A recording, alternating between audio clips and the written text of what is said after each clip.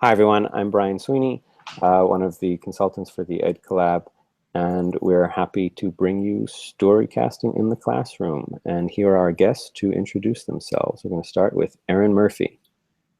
Good morning, Ed Collab. I guess it's the afternoon now, so good afternoon. My name is Erin Murphy. I am a assistant principal at a middle school in Lehigh Valley, Pennsylvania. I am also a reading specialist and literacy coach, and I've also spent some time as a technology coach. So I'm really looking forward to sharing some information with you today. Hi, I'm Ross Cooper. I'm a K-12 curriculum supervisor in the Salisbury Township School District in the eastern part of Pennsylvania. Taught for, I was an assistant principal for a year. I taught for 6 years as a fourth grade teacher, and before that, half a year as a third grade teacher, and I look forward to talking storycasting and close reading with you today. Hi, my name is Natalie Franzi. I'm a director of curriculum instruction and special projects for the Middletown Township Public Schools in New Jersey. By background, I've taught elementary, middle school. I'm a reading specialist and special educator, so looking forward to sharing more things about reading strategies with you today. So you're probably looking at, storycasting, like what the heck is that? And more or less, storycasting is something we're going to go into in more detail later on. But it's a way, a little bit of a unique way for students to practice explicit reading comprehension strategies in the classroom.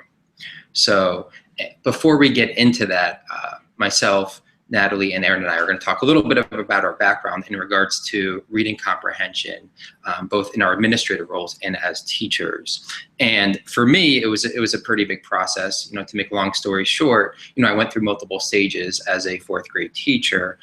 First, when I first started teaching, I didn't even know what reading comprehension was, to be honest with you. It was something that I wasn't really prepared to teach at all. And then as I got a basal reader, I transitioned to the whole idea of reading the story, answering the question, reading the story, answering the question. And as we know, that understanding that students build doesn't happen when they're done reading the story, but while they're reading the story. And that's something we'll go into a little bit later on. Along my journey, I started to move the basal reader out a little bit, and I started to infuse my teaching and the learning in my classroom with chapter books. And then about 3 or 4 years into my teaching journey, I started to infuse what I was doing with explicit reading comprehension strategies, the whole idea of summarizing, inferring, visualizing, predicting, and all that good stuff that we'll talk about with storycasting. And then I finally thought that probably my last year in the classroom, ironically, is when I was where I needed to be. Granted, there's always room for improvement, but I had a really good balance of nonfiction text going on, shared reading, guided reading, reading from chapter books, explicit strategies, so that really good on finally after 6 years, and then I left the classroom and became an administrator. Okay, and then I started teaching. My first position was as a second grade teacher, and as a second grade teacher, in those primary grades, K1 and 2, we focus a lot on learning to read. But then as I continued in my time in the classroom, I started to move up in grade levels, and now I'm in a middle school. And what I have noticed is that, you do a lot of like learning to read in the early grades, and then in the later grades, you spend a lot of time reading to learn. But because I started as a primary teacher, I sort of had that mindset of always wanting to teach kids to read. But as I started to move up in the grade levels, it really became obvious to me that that wasn't necessarily the mindset of all of my peers. And I think that was really just the product of, a lot of times in our teacher prep classes, we don't learn to teach kids how to read. So we focus more on giving more comprehension questions and answering comprehension questions, and not so much teaching how to read and how to comprehend. Natalie. And I think for me, my experience was kind of unique because out of my program, I came out of a 5-year master's program. And so in my classes, I had already completed my classes for my reading specialist. I had gotten exposed to Orton Gillingham. So right out of the gate, I had been exposed to those reading strategies and understanding the explicit need to teach them. And for me, when I moved into middle school, teaching middle school, and really with the transition to the Common Core, I saw that our middle school and high school teachers really didn't come with that skill set to be teaching those skills. All right. So if we could look at, there's this quote from Stephanie Harvey. On slide 3. And if we could look at that, it says, comprehension is not about answering those little questions at the end of the story, chapter, or textbook section. It's about spitting out facts and filling in blanks. It's not about that. It's about understanding. And that's from Comprehension and Collaboration, which is now in its second edition. And I read the second edition this past year, and this really resonated with me because a lot of us might read this.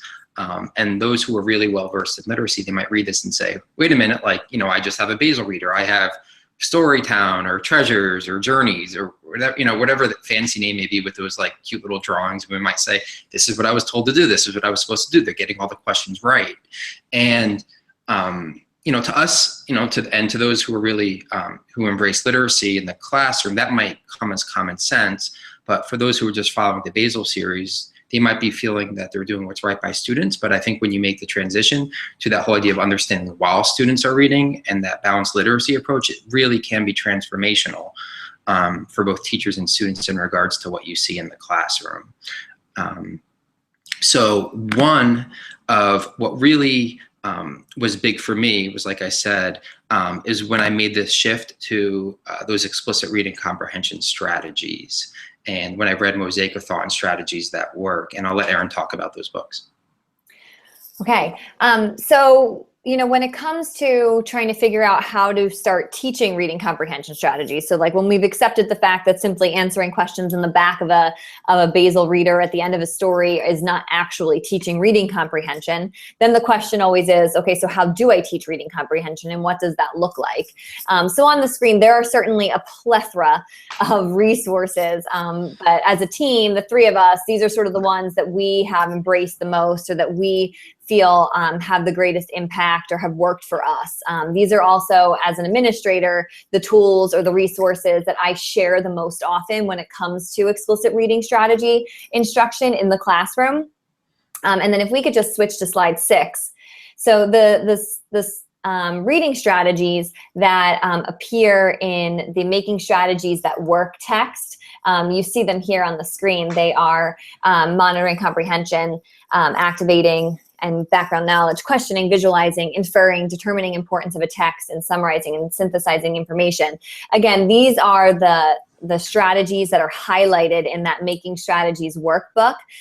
Again, there are a ton of tools. I think the thing that we really would like to emphasize is the idea of consistency. So if your district is going to move in the direction of these explicit reading strategies, it is extremely powerful if there can be some kind of consistency as students move through their grade levels. So, you know, I had students, as a 5th grade teacher, I actually inherited many of Ross's students.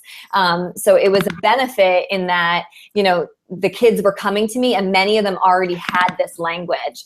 So imagine how powerful it would be as students move through their K-8 education and they continue to hear the same strategies. And again, they may not be these specific strategies that you see on the screen, but whatever strategies your district or your building chooses to adopt, the power of everyone in the building sort of being on that same page and using that same language, it really helps students, I think, embrace the strategies more themselves and see it as more than just, you know, oh, you know, Mrs. Murphy really likes these words, and they see it more as lifelong tools that they can use for reading comprehension.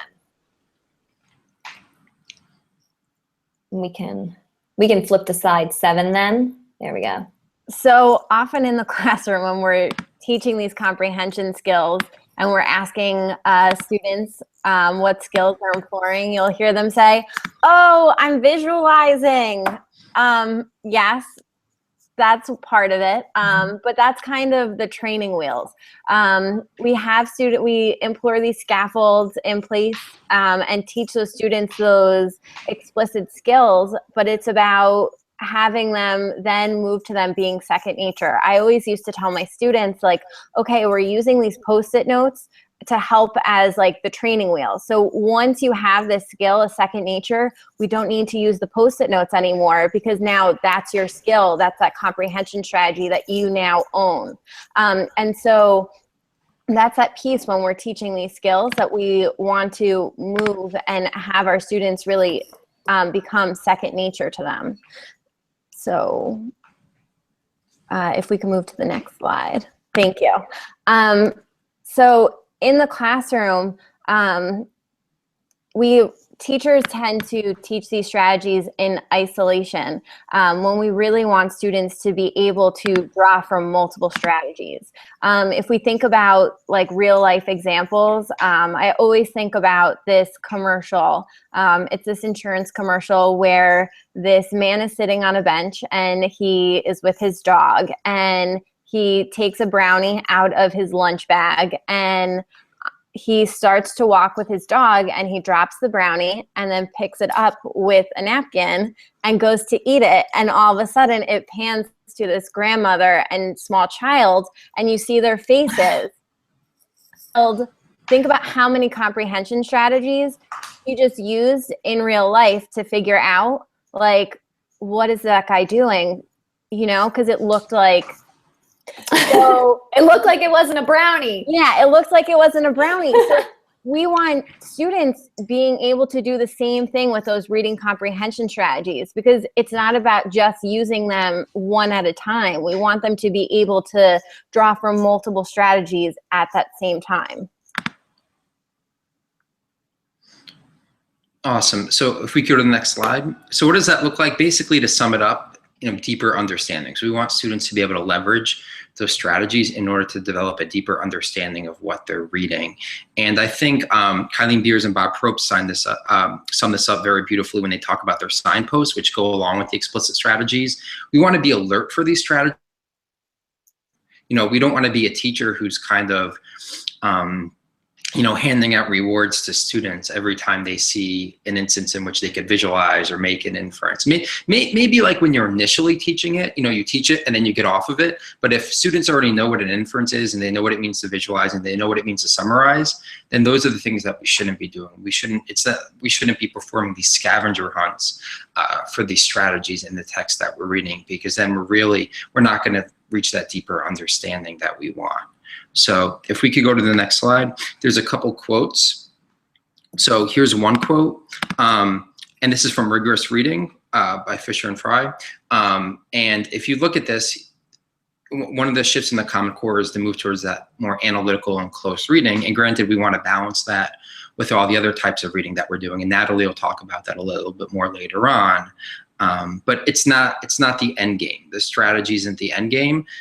The end game is that deeper understanding of the text. And a lot of the times how we get there is through reading, or those strategies could also linger in the background while we're doing any type of reading, whether it's Harry Potter, or whether it's even reading a children's book.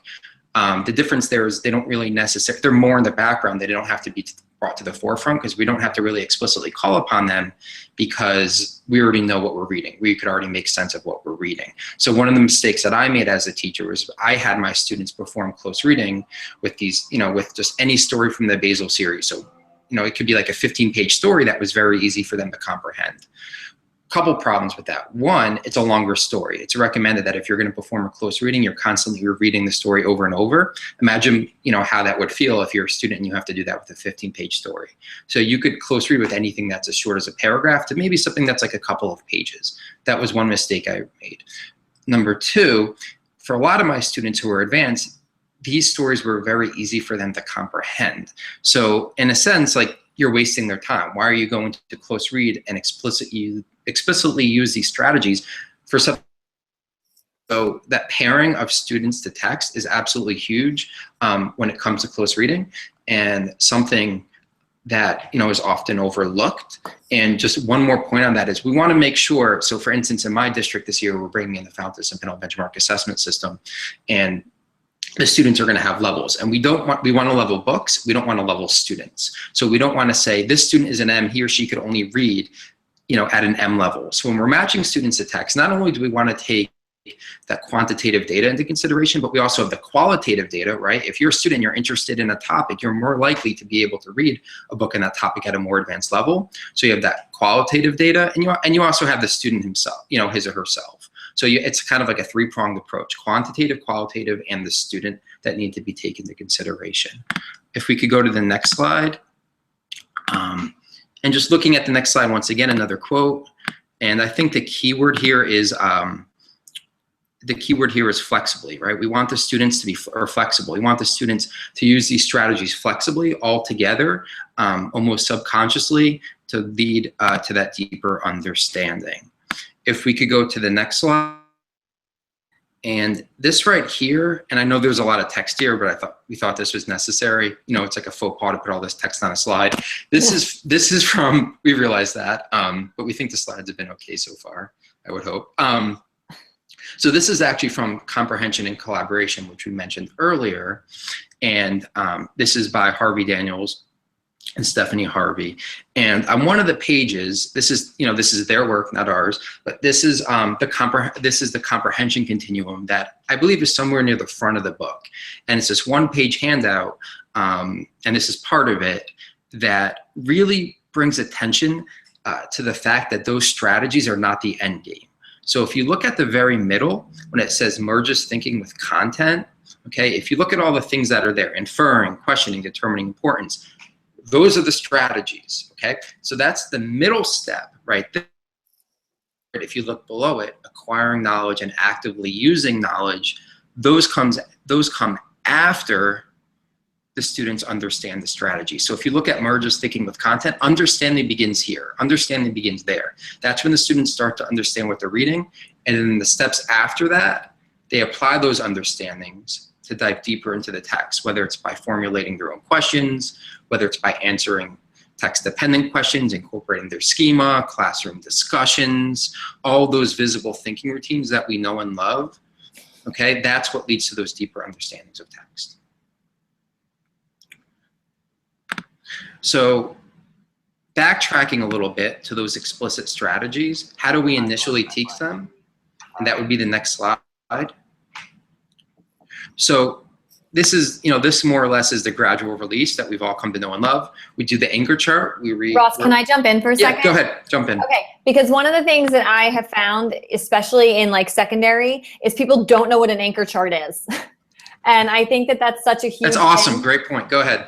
Do you want me to? Okay. Go so ahead. an anchor chart is, where you sort of construct a visual aid in your classroom with your students so that they can use it throughout the instructional process. So when you're talking about a skill like visualizing, you create a visual prompt in the classroom. So you sort of do a think aloud with your students, and then take notes about, how you visualize, what skills you can use to visualize, what visualizing may look like, sound like, feel like, and you write all those notes onto a big piece of butcher paper or chart paper and hang it on your wall. I think it's super important that even with all the tech that's available to us, that you create anchor charts that can live in your physical space and not just digitally. If you want to put them in both spots, that's great, but make sure they're in your physical space too. And the emphasis, I think, too, there is that they're created with the students. In this age of being Pinteresty, it's very easy for people to say, but I found this on Pinterest, it's beautiful, I'm just gonna make this ahead of time. Like, no, the meaningful and hard work should be done with the students in creation so they know exactly why the anchor chart is being created, and it should really be a collaboration, because that anchor chart is for them to go back as like a reminder of the learning, not just for it to be pretty in your classroom. Awesome. Awesome. Awesome. That's better than I could have said it. And I think Erin brings up a good point. A lot of times we think, though, it's only for elementary level, right? We only think it's for the elementary level. But these same strategies exist for middle level and possibly high school. And I always think it's easier to go up. It's easier to apply elementary to middle level and high school than it is to apply high school middle level to the elementary level. So we're all fortunate to have those elementary education backgrounds, because elementary education teachers rock. And not to slight any of my teachers who may be watching this, who are at the middle level or high school level. I have some middle level teachers that also rock. I want to point that out. Okay, now they probably hate me. Okay, so anyway, so looking at the slide 13, we have the anchor chart, which is created with the students, and it's hung up so it could be called upon later on at all points in time. So you create that anchor chart for your strategy, which might be something like summarizing. Then what the I do involves is I would take a story that the students are familiar with, and it might not necessarily be a complex story. Here I wouldn't really be concerned with matching the students to the text. It's just making sure they understand what the strategy is. So I might even call upon something from our dreaded Basil reader and use that to model the strategy. So what I would do is I would read a passage or two, and as I'm reading, that whole idea of metacognition, I would voice what's going on inside of my head, while calling, attention to whatever skill I'm teaching at the time. And I would make sure that the text that I choose lends itself to that skill. And also while I'm practicing that skill, I might start to incorporate other strategies that might have been used as well to show that how they all kind of work together. So basically reading, voicing what's going on inside of your head, and making sure you call attention to that strategy. And at the middle school and high school, sorry to jump in, Ross, at the middle school and high school level, you should still be doing this. Like when I taught middle school reading, like sometimes I would take for granted like what background my students were coming with, but it is so important to model explicitly what you're expecting them to do. Because they should be seeing that same working and thinking. Don't just assume that they know how to do it. So even at middle school and high school, you should still be doing those think alouds in front of them. I think piggybacking off of what Natalie said, and this is something Erin said earlier on too, was that if you're using the same strategies across multiple grade levels, and right now in our district, we're working on getting consistent strategies K-8 with different book studies that we're doing.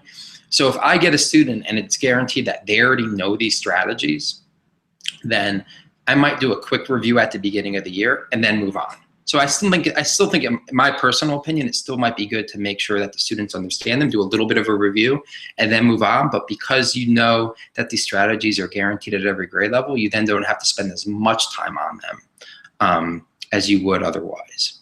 So awesome. So there's the anchor chart, the I do, and then the we do, and that's basically the students practicing in front of the class. A lot of times with this, I would grab former students. I would actually grab them from Erin's class when I taught 4th grade and she taught 5th grade without even asking as they were walking by my classroom. And then she'd be like, where the heck are my students? Super convenient. Yeah, it was nice. But then I would actually call on those students, a lot of times those former students, to model what those strategies were doing. And that was really powerful. And this, it was really empowering for the students. It was a great way for me to annoy Erin, but it really painted a crystal clear picture for my current students as to what that end product would be when it came to using the strategies. And then after we did the I do, the we do, and then the you do, and that's independent. So this is really nothing new. It's really gradual release. So when we look at what that independent practice looks like, if we could go to the next slide, that's when we get to storycasting. And which of course is the title of our presentation. Here you have the cute little logo where I tried to brand it for my students a little bit. And if we could go to the next slide. So in looking at the next slide, you have different types of story casting that students used in order to practice strategies. This is the students practicing the strategies in isolation. So I do, we do, you do. This is the you do, students practicing on their own. And you don't need me to read that for you. You have the sticky story cast, which is basically them applying the strategies with sticky notes. The written story cast, which is journaling. And the e-story cast, which is practicing the strategies with some type of app or some type of computer software program or website where they would literally use a voice recorder to record the voice that was going on inside of their head. And this is the handout that I would give to the students at the beginning of the year, so they could call upon it throughout the year. And I would also make sure that it was always electronically available to them in case they wanted to print it out or access it later on independently. So I don't know if Erin or Natalie, you want to tools to for voice recording? You kind of cut out there. What did you ask, Ross? Do you want to talk about different tools for voice recording for the eStorycast? Sure. So one tool that I've had teachers use is just using GarageBand on a Mac or an iPad with the idea that kids were actually creating a podcast series as they were reading a novel. So, kids are reading, and instead of doing like a typical like reading journal, like I read 10 minutes, I ended on page 16. Instead of doing that, kids were sort of giving a quick video blurb or audio blurb of what they read that day and why they thought it was important, making some kind of connection. And again, there was always a purpose set, so a strategy that they wanted to see them implement or some kind of connection that they wanted them to make. There was sort of a purpose set for the reading for that week. So that was one of the skills I really liked, because then it was for an audience other than just the teacher. And something to think about too is I'm really big on blogging and digital portfolios. So different tools, especially at the elementary level, like KidBlog or Seesaw, or at other levels like Weebly or EduBlogs or Campus Press. There's a way to take multiple types of Storycast and combine them kind of into one, so they're not just existing in isolation. So for instance, I could upload an e-Storycast to my blog in KidBlog or Seesaw, and then reflect upon it with my writing in regards to how I could improve in the future or something like that. So there's different ways that you could use these. Or like even like, for instance, there's a Post-it note app.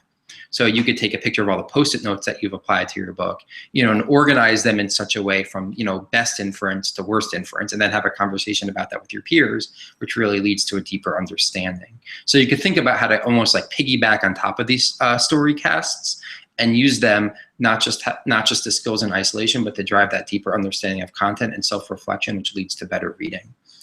So you have this right here. And we could, if you're watching this and you want us to get these directions to you, we could do that definitely. And then here, actually, if we could go to the next slide, is the Storycasting in groups of 2. And basically, this is just students working off of one another. And this could be groups of 2. It could probably be even groups of 3 or 4 if you want to like be a little bit flexible with it. But this is, basically just the same thing, but adapting Storycasting so students aren't necessarily working in isolation. And I have found that this lends itself to natural differentiation. For instance, if you're doing I read, you read, we might be alternating passages. But if I'm a student who's having trouble with fluency and I'm working with a partner, you're kind of mimicking echo reading. So with that, for instance, like the I read and you repeat, my partner might read a passage and perform Storycasting, and then I might read the same passage afterwards, echoing his or her reading to help improve upon my fluency. So once again, we could get this handout to you. There's Storycasting, and then this is kind of like, shared Storycasting, so you're not working in isolation. So I don't know if Erin or Natalie want to add anything to that. Good? I mean, when you're thinking about your partnering, think about having really those likability partnerships, because those are going to be your kids who are going to be able to kind of push each other when it's more of those likability. I know a lot of the times we like to put like a lower level student with a higher level student, but with something like Storycasting, we really want more of it to be a likability, so that way they're reading similar text and they can push each other with their thinking. Okay. And I think it's also important to note that, once again, we want to get on these strategies for instance, in my classroom when they were initially learning the strategies, it was a week or 2 on each strategy, and then we moved on. The one that took longer than all of them was the first one that we did. So that first strategy, which was monitoring comprehension, because that's kind of forms the foundation for everything else. That wasn't 1 to 2 weeks. That was more like 3 to 4 weeks.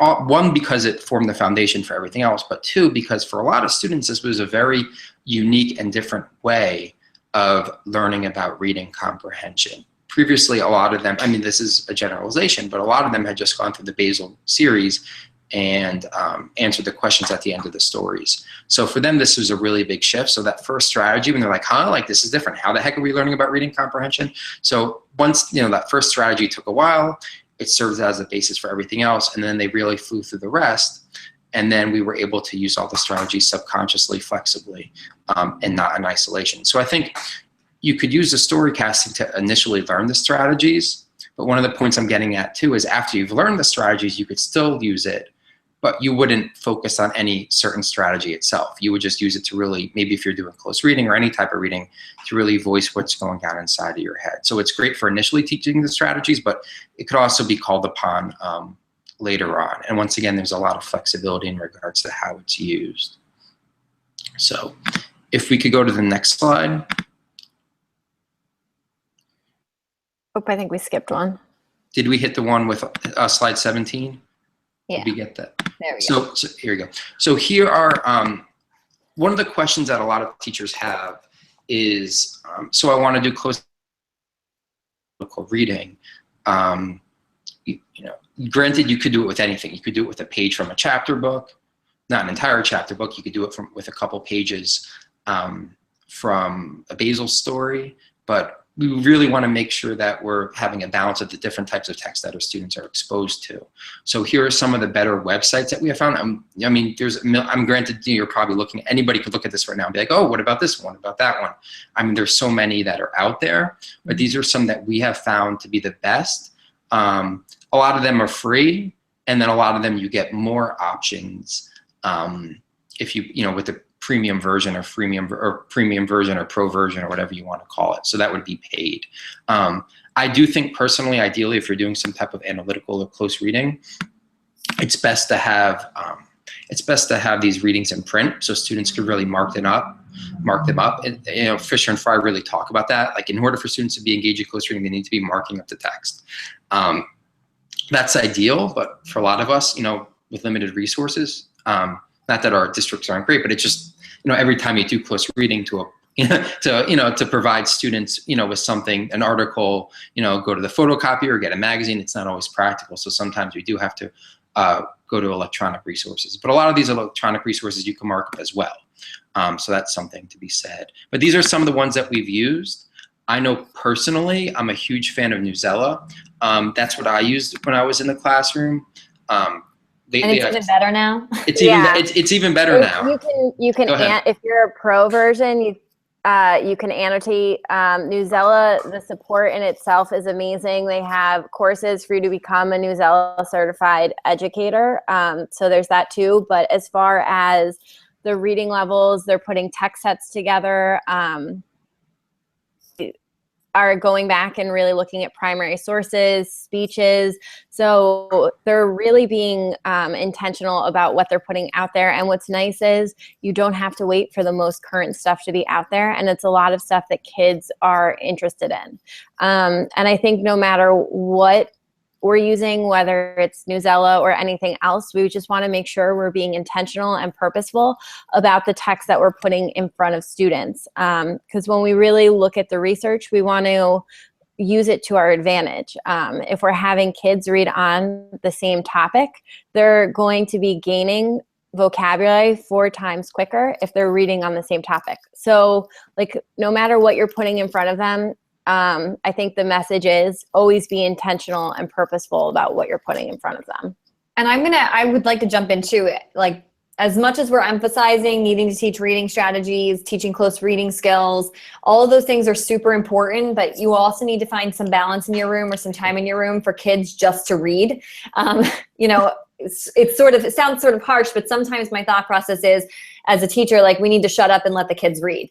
So giving that time, just quiet time, everyone's reading, including the teacher, that goes a really, really long way, so that when we do want to teach them intentional skills, they're much more willing to buy in because they sort of had that free time on their own. So I think, actually, Natalie, before we go on, you're really geeky with all this, like, Newsela stuff. Do you want to go like Newsela 101, like what it does? Because I don't think we hit upon that. Oh, okay. Like just basically even like the free version of why it's so great. So, and this isn't an advertisement for Newsela, but it's something that we've all used and we all love. And if you're from Newsela and you're watching this, we would love free T-shirts. Okay. I already have a free T-shirt. Well, that's a load of garbage because I want them too, and that's not really fair. Now I'm upset. Okay. Go ahead. Well, what Newsela offers Lexile level text, so you can have every single student in your class accessing the same text at different Lexile levels. The articles also, some of them come in Spanish. So for ESL learners, it also gives the opportunity to have a discussion on the same text, but at those students' grade levels. The other piece that's great too is it offers the ability to have students access those texts, but also at a higher level after understanding the article at their grade level or at their reading level, and then access that same article but continue at a higher level. And then there's also quizzes that are standards-based that go with each article. Awesome. Yeah, I mean, it's really great stuff. And I know Natalie's also a big fan of Wonderopolis. I mean, all of this stuff is really worth checking out, and it might vary based on your needs and the needs of your students. One of the things I did recently was I built a reading comprehension website for my teachers as we move, in that direction. And I mean, obviously we've always done reading comprehension, but like close reading and things like that, and being more intentional about it. And because we're in the Fountas and Pinnell benchmark assessment system, a chart that correlates the BAS, the Fountas and Pinnell levels with the Lexile levels, so teachers and students would be comfortable accessing Muzella and other resources that are by Lexile. But once again, we don't want to turn it into a formula.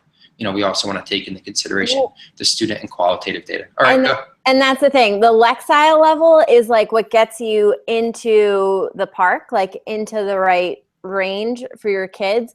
But then it's like you really want to look at the qualitative analysis to really use that to pick the right text. So like those quantitative measures get you into the ballpark. The qualitative measures get you to like where you want to be in terms of the right text for your students. But I think something that we wanted to stress before we end, while close, can you just go to the next slide, Brian? Thank you. While close reading is important, it's not just about close reading. We really want to stress that we need to have that volume of reading too. So use of text sets. Close reading alone, if you just do close reading, it actually widens the achievement gap for students. Because in close reading, you're really doing a lot of the heavy lifting as the teacher. You're giving a lot of the support. You're exposing those students to those higher level texts. But with that volume of reading, you're helping students really build the love of reading. You're building knowledge of words, of the world, and students are really accessing that more independently. Next slide. Did we miss one?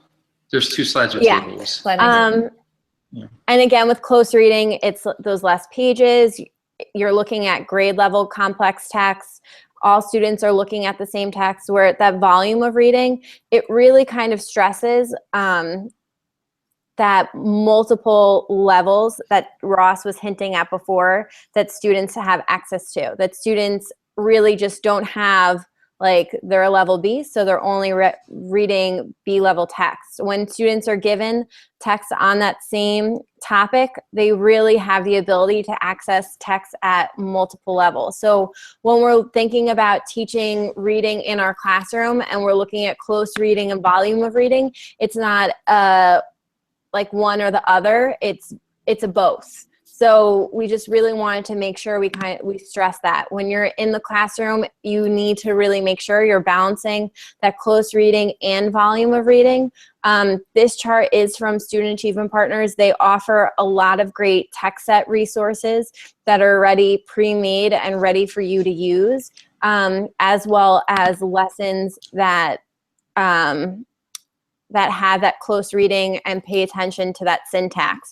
So if you visit their website, achievethecore.org, you can access a lot of those great free resources. So before we end, we have about 5 minutes, right? So before we end, a couple things. One, I just want to add, and then I'll be quiet, is one, your students. Pernille Rip, who I know is part of the Ed Collab, and she did a presentation today as well. She did a blog post a while back, and it's all these things that we do to students that we wouldn't want done to ourselves. So this whole idea of you're only doing close reading, you're only reading from a basal, you're at your seat as a student reading a chapter book, and the teacher tells you on the dime, stop reading, come to the carpet, we need to discuss something. And I don't want to say those are the examples that she gives, but that's the general direction of her blog post. And I think it's about finding that balance and not think about how you're teaching reading and the text that your students are exposed to, and the who, what, where, when, why, and how, and just make sure that not just with reading but with everything, if you were a student in your classroom, those are the experiences that we would want to have. Or if you're a parent, I know Erin has 2 beautiful kids. Natalie and I do not. Maybe one of these days, hopefully. But like, you know, would you want your daughters to be in that classroom? You know, would you want your daughters going to school and saying, "Yay! Like, you know, today's day 3, and you know, we're gonna learn." Like, is that really what's gonna really make them want to run to school screaming, excited to learn? So I think it's about that balance. And I think if you're a teacher, you know, sometimes it's easier said than done. That balance is very difficult, but building in some type of routine. So if you have a basal series and for every theme, there's 5 stories that are taught, maybe for 2 of those, do close reading. If you want to expose your students to chapter books, one of the things that I did every Monday and Friday for half an hour, the students read chapter books of their choice. You know, so I think it's almost like finding this routine where you're intentional about the different types of texts that your students are exposed to and how they're exposed to them. Really finding that routine rather than just throwing a whole bunch of stuff at the wall. Yeah, it's all about being intentional and purposeful about the type of text that we put in front of our students. We don't want to just kind of shoot in the dark with what we're putting in front of the kids. We have them for such a short period of time that we want to make sure what we're putting in front of them when we are selecting it is purposeful. And when they're selecting their own text, we want to make sure that we're guiding them to pick something that is worthwhile and purposeful for their consumption. So someone on Twitter just asked for some more tools that we could use. For what? You cut out for a second. For what? Okay, so someone on Twitter a little bit earlier had asked for some more tools that we could use for storycasting. So one of the other tools that I really like because it syncs with Google is WeVideo. So kids could do like a visual storycast, almost like a book talk online, and then share the video with their teacher. The video could very easily be posted to YouTube from there. So that's another free tool. Again, it syncs and is easy to share. So I really like that resource as well. I think you could even get like, I mean, anything that syncs with Google, right? If you're Google Apps for Education District is money, because then it's seamless and you don't want students to have to go through a million steps. Mm-hmm. But you could even get crazy with it, like with like augmented reality, you know, like embedding videos into the textbook. For that, like Erasma and Layar are 2 great ones. I really like Layar. You know, just, you know, embedding videos and sounds into the text that students are reading.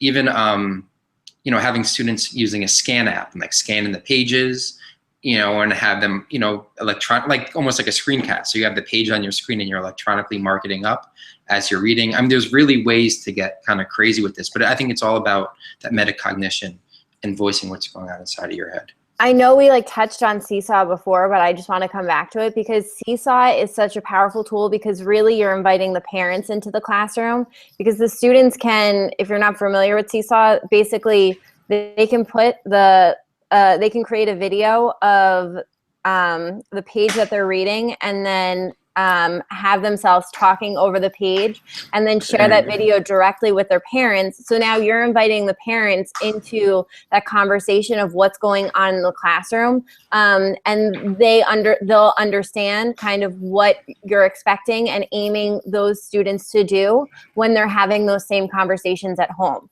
So I think that homeschool connection using Seesaw is really powerful.